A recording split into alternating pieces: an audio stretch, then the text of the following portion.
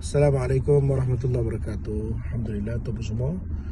Hari ini kita sudah masuk hari yang ke-11 Ramadan. Masya-Allah. Cepat masa berlalu kan. Teruskan perjuangan untuk kita menggandakan lagi amal kita pada bulan Ramadan al-Mubarak. Tuan semua, dalam bulan Ramadan ini, bulan puasa ni, dia satu perkara yang kita kena faham ialah kita buat amal sikit, Allah Ta'ala bagi ganjaran yang banyak. Jadi kita kena cari amal yang kita boleh buat istiqamah, berterusan, dan kita dapat ganjaran yang banyak. Dalam bulan Ramadan ni sudah ada jadual yang sudah diterapkan ya.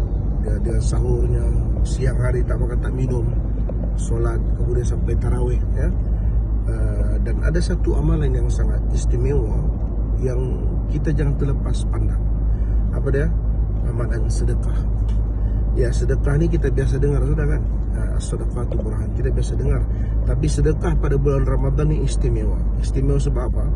Bila kita bagi sedekah pada seseorang, kita akan dapat pahala puasa orang yang kita sedekah tersebut, tanpa mengurangkan sedikit pun pahala orang yang berpuasa tersebut. Contoh, selalu saya ulang tiap-tiap tahun, kalau tuan-tuan bagi saya kurma untuk saya berbuka, pahala saya hari ini tuan-tuan dapat. Tapi pahala saya tak kurang pun.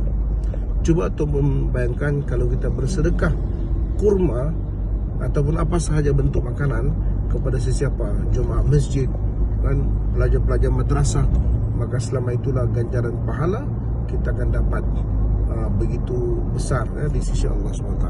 Terus berjuang untuk kita raih ganjaran amal yang banyak. Dan jangan lupa teman semua, kita menuju ke satu malam yang sangat hebat, iaitulah malam-malam Lailatul Qadri khair min alfi syahr. Lailatul Qadar. InsyaAllah nantikan tazkirah seterusnya tentang Lailatul Qadar. Assalamualaikum.